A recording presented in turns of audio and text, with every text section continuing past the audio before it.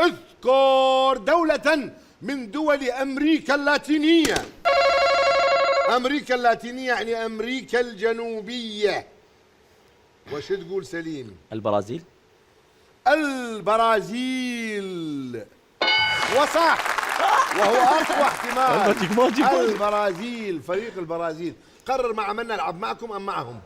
معنا أكيد. معكم؟ تفضل سليم. تفضل يلا يلا يلا معنا ومحمد يلا. الأرجنتين. الأرجنتين، البرازيل والأرجنتين. وأحمد دولة من دول أمريكا اللاتينية. كولومبيا.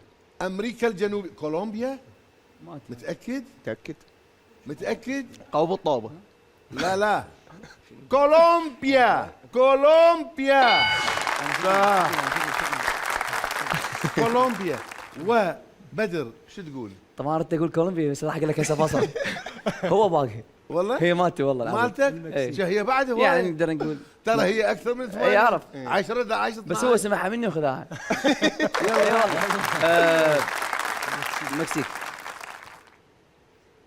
المكسيك صح. لك ها المكسيك موجودة، باقي 4 احتمالات. وسليم شو تقول؟ دولة الأوروغواي. من دول الأوروغواي.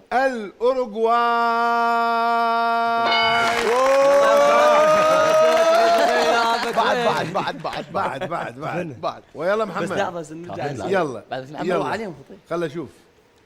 التشيك. التشيك. اوكي شنو؟ شلون تشيك والله؟ ذكرني والله شلون تشيك؟ جمهورية التشيك اللي قبل كانت تشيكوسلوفاكيا، صارت جمهورية التشيكية بأوروبا. شو ودها الأمريكا اللاتينية؟ وأحمد شو تقول؟ كافي دقيقة. يلا دولة. باراغواي. باراغواي. الباراغواي والباراغواي صح. لا مو خطأ، بس ما اجت ضمن أقوى 8 احتمالات. على كيفك. الباراغواي هي دولة من دول أمريكا اللاتينية، لكن لم تأتي ضمن الاحتمالات القوية. اكتفينا بالأوروغواي. وش تقول أخ بدر؟ البرتقال.